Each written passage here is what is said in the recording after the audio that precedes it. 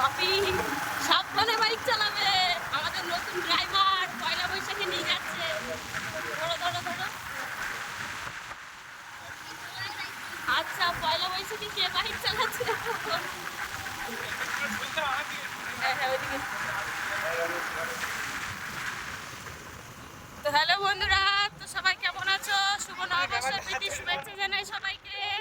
আজকে পয়লা বৈশাখ উপলক্ষে যাচ্ছি বাপের বাড়িতে খাওয়া দাওয়ার নিমন্ত্রণে। আজকে বাইক চালাচ্ছে বাপি।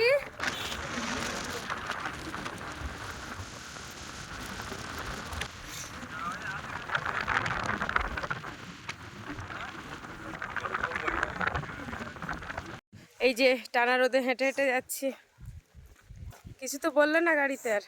দিব্যেন্দু ভাই আমাদের গাড়ি থেকে নামিয়ে দিয়েও চলে গেছে। বললাম এতবার করে যে চলো যাই, তো যাই হোক যাচ্ছি এখন।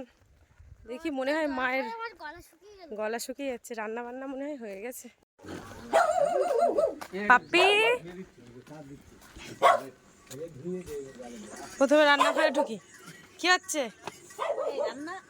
ও আচ্ছা আচ্ছা। রান্না কত দূর? ওইটা হলে হয়ে যাবে।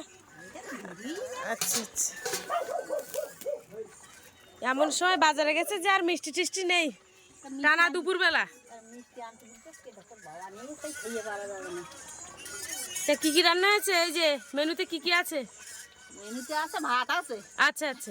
আর কি কি আছে? কুমড়ো ভাজা আছে, পাশি মাছের ঝাল আছে, আচ্ছা, খাসির মাংস আছে, আর আর দই আছে, মিষ্টি আছে, আর স্প্রাইট আছে, আচ্ছা। আর হ্যালো সেটের বাড়ি। আর হলো সাটার বাড়ি লাস্টে বাড়ি ছোট। আর এই যে কি ব্যাপার বাবা, সকাল থেকে তো বেশ ফোন করছো। ফোন করছি মানে এই তো লোকের মানুষের খাওয়ানোর জন্যই তো জামাই গ্রামের লোকজন যত পারে খাবে, ইচ্ছাটা তো এরকমই আমার। একদম। উলি বাওয়ালি বাওয়ালি দুধু কাচ্ছি, শোনো বাবা তা দুধু কাচ্ছি, ছান কোলে উঠেছে, পিচিমণি কোলে দুধু খাচ্ছে, খাও খাও। ওই তো ওই তো ওই তো দুধু খায় বাবা তো। হ্যাঁ শোনো বাবা তো দুধু খায়, তো দুধু খায়, দুধু খায়, খাও।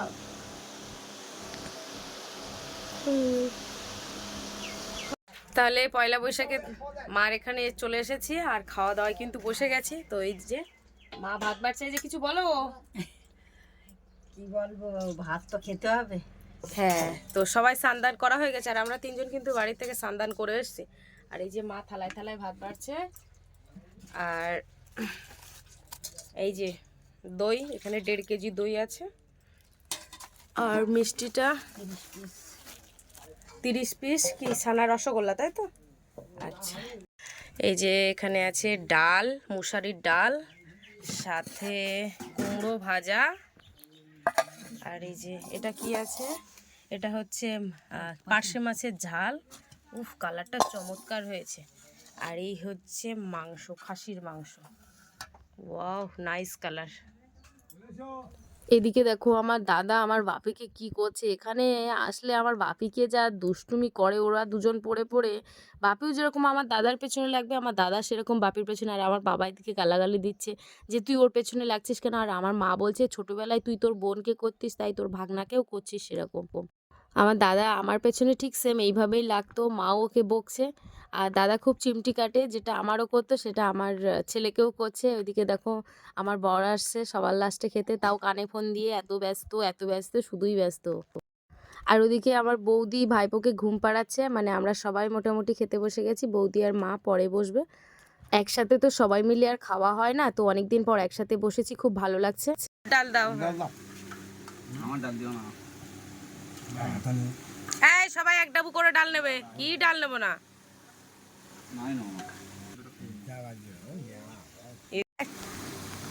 মাছের ঝাল একটুখানি খেয়ে দেখ। আমাদের বাড়িতে একটা সিস্টেম আছে জানো তো, মানে মাংস হলে মোটামুটি অন্য তরকারি আর কেউ খেতে চায় না। ওই জন্য বাবা আমার মাকে বলছে এতটা তরকারি যদি কেউ না খেতে পারে সব তোমাকেই খেতে হবে। চিত্তদের বাড়ি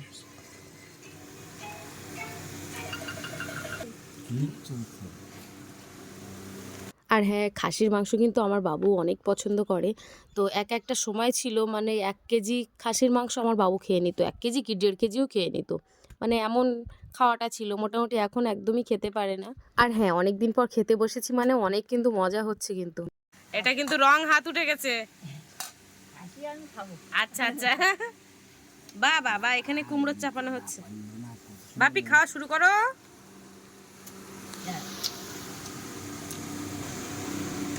বুঝতে গেলাম টাংলা ভাত বুঝতো।